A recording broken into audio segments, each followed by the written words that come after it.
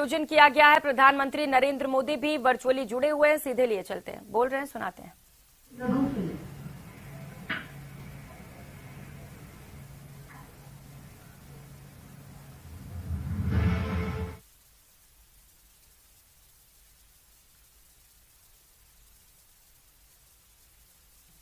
श्री नरेंद्र मोदी जी के नेतृत्व में भारत की गत 9 वर्षों की यात्रा सर्वांगीण और सर्वस्पर्शी विकास की शानदार मिसाल है।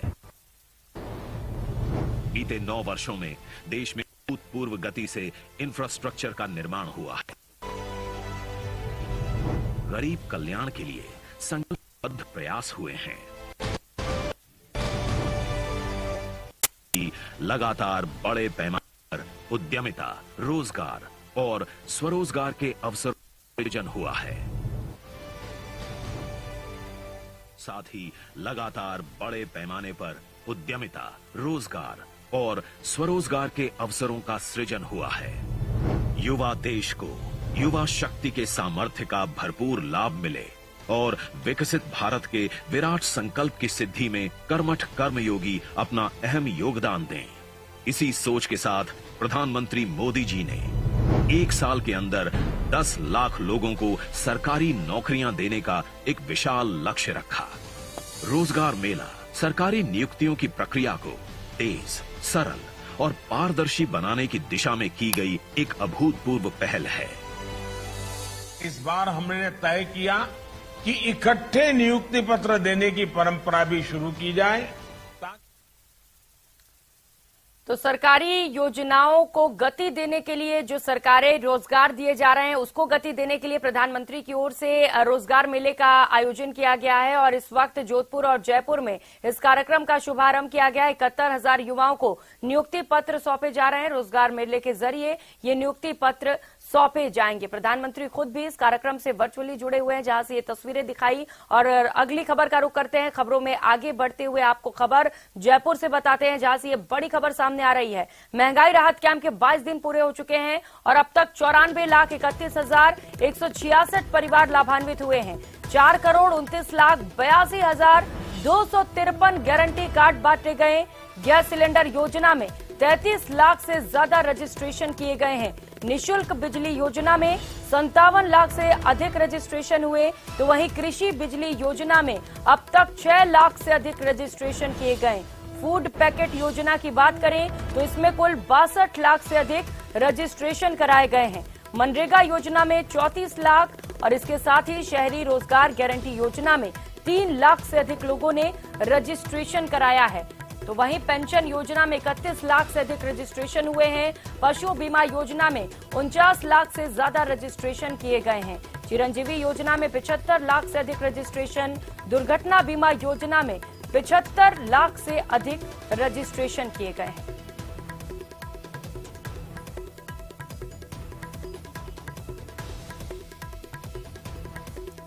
तो महंगाई राहत कैंप से जुड़ी ये बड़ी खबर आपको बता रहे हैं। बड़ी संख्या में लोग केंद्र पर पहुंचकर रजिस्ट्रेशन करा रहे हैं और 10 योजनाओं का लाभ उठा रहे हैं।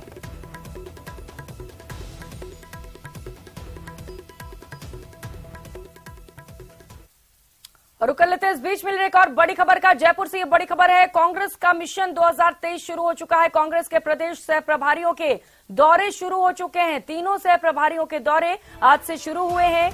काजी निजामुद्दीन का जयपुर दौरा है, तो वीरेंद्र सिंह राठौड़ आज अजमेर पहुंचेंगे। 17 मई को पाली दौरे पर वीरेंद्र राठौड़ रहेंगे, तो 18 को जोधपुर जाकर वहां पर लोगों से मुलाकात करेंगे सह प्रभारी राठौड़। 19 को बाड़मेर दौरे पर रहेंगे वीरेंद्र राठौड़। 20 मई को जैसलमेर दौरा करेंगे और इसके बाद कांग्रेस कार्यकर्ताओं से राठौड़ मुलाकात भी करेंगे। तो वहीं काजी निजामुद्दीन आज जयपुर आ रहे हैं। 2 दिन तक जयपुर में पार्टी कार्यकर्ताओं के साथ चर्चा करेंगे। खासा कोठी में पार्टी कार्यकर्ताओं से काजी निजामुद्दीन मुलाकात करेंगे।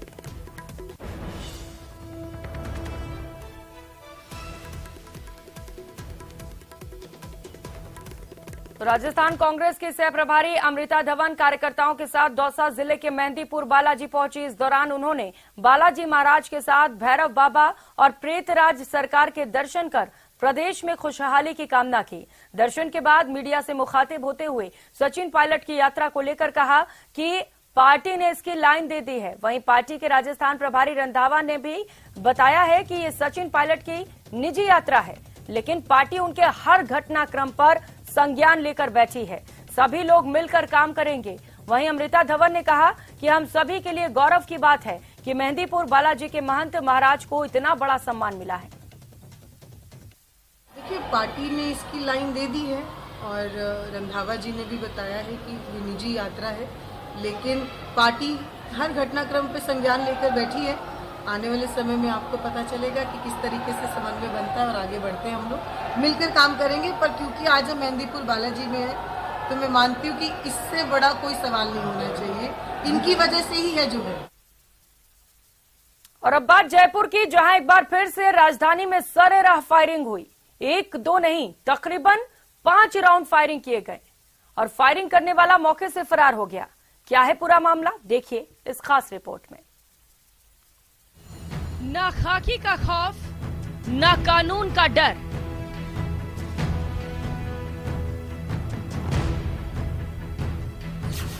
सरेराह श्योपुर रोड पर फायरिंग।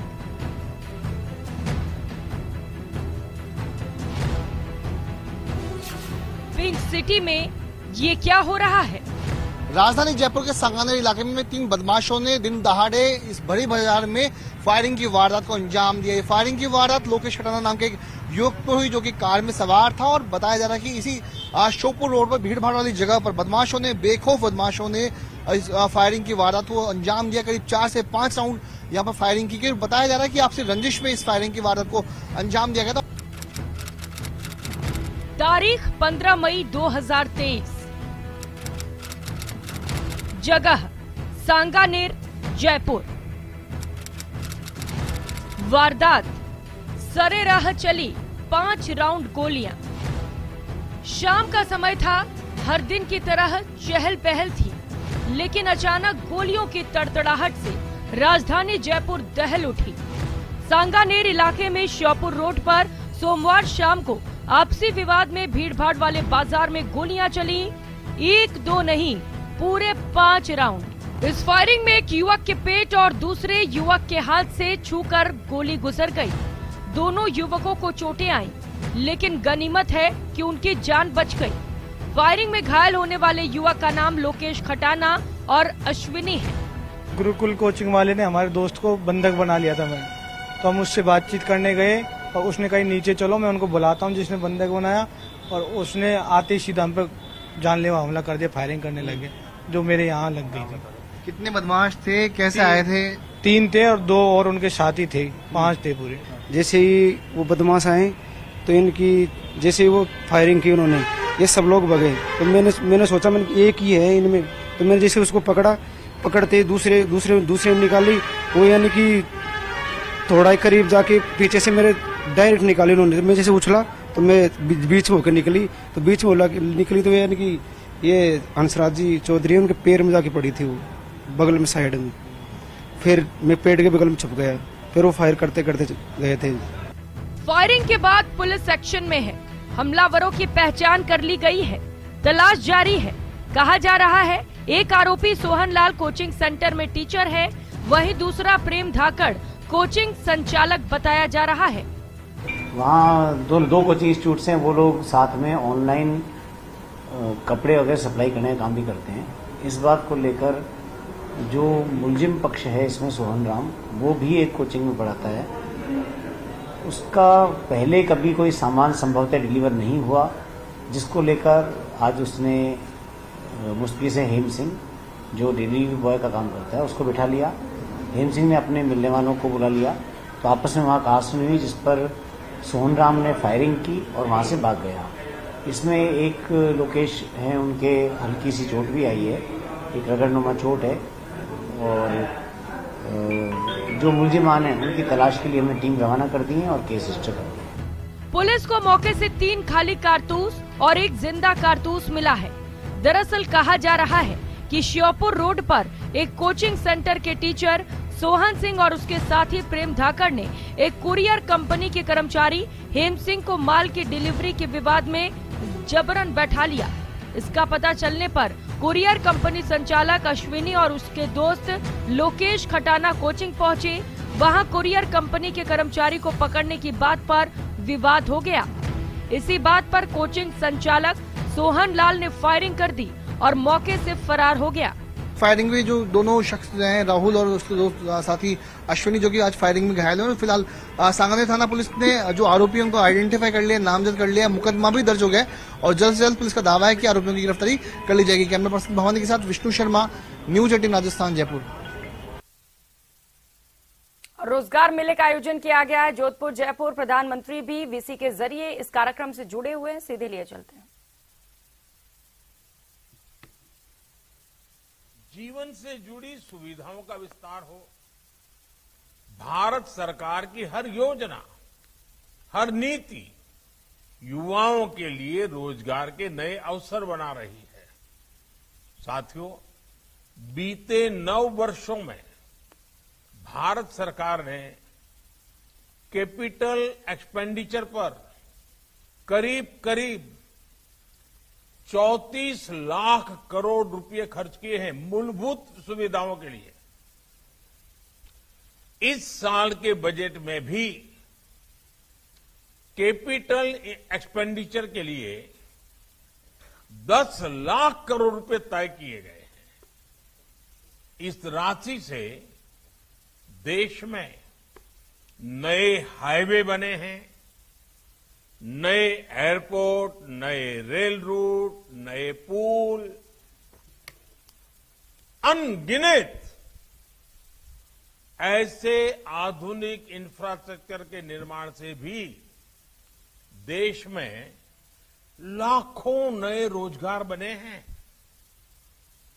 जिस स्पीड और स्केल पर आज भारत काम कर रहा है, यह भी आजादी के 75 साल के इतिहास में अभूतपूर्व है। 70 साल में भारत में सिर्फ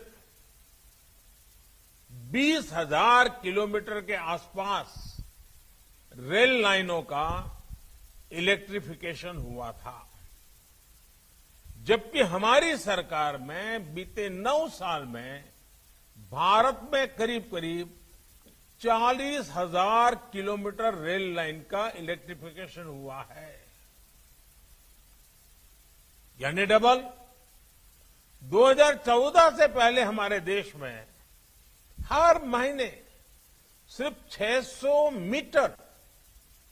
मीटर नई मेट्रो लाइन बिछाई जा रही थी।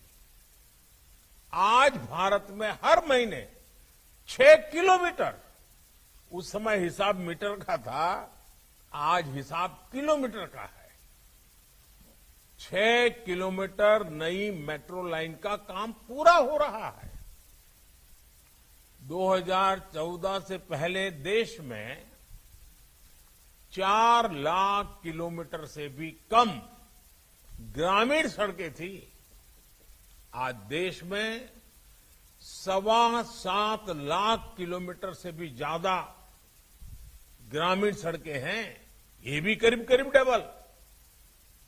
2014 से पहले देश में सिर्फ 74 एयरपोर्ट थे। आज देश में एयरपोर्ट की संख्या भी बढ़कर 150 के आसपास पहुंच रही है, ये भी डबल।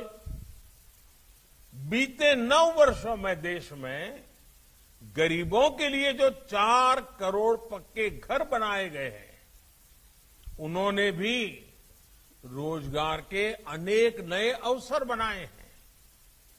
गांव में खुले 5 लाख कॉमन सर्विस सेंटर आज रोजगार का बड़ा माध्यम बने हैं। युवाओं को विलेज लेवल एंटरप्रेन्योर्स बना रहे हैं। गांवों में 30,000 से ज्यादा पंचायत भवन बने हैं, या फिर 9 करोड़ घरों को पानी के कनेक्शन से जोड़ना, ये सभी अभियान बड़े पैमाने पर रोजगार पैदा कर रहे हैं। देश में आ रहा विदेशी निवेश हो या फिर भारत से रिकॉर्ड एक्सपोर्ट, ये देश के कोने कोने में रोजगार के अवसर बना रहा है। साथियों, बीते 9 वर्षों में नेचर ऑफ जॉब में भी बहुत तेजी से बदलाव आया है। बदलती हुई इन परिस्थितियों में युवाओं के लिए नए सेक्टर्स उभर कर आए हैं। केंद्र सरकार इन नए सेक्टर्स को भी निरंतर सपोर्ट कर रही है। इन 9 वर्षों में देश ने स्टार्टअप कल्चर की नई क्रांति देखी है। 2014 में देश में जहां कुछ 100 स्टार्टअप थे, वहीं इनकी संख्या आज 1 लाख स्टार्टअप तक पहुंच रही है। और अनुमान ये है कि इन स्टार्टअप ने कम से कम 10 लाख युवाओं को रोजगार दिया है। साथियों, इन 9 वर्षों में देश ने कैब एग्रीगेटर्स यानी ऐप के जरिए टैक्सी को भारतीय शहरों की नई लाइफलाइन बनते देखा है। तो प्रधानमंत्री नरेंद्र मोदी को हम सुन रहे थे जोधपुर जयपुर, जहां पर रोजगार मेले का आयोजन किया गया। वीसी के जरिए प्रधानमंत्री जुड़े और तमाम योजनाओं की चर्चा की। इस बुलेटिन में फिलहाल इतना ही, लेकिन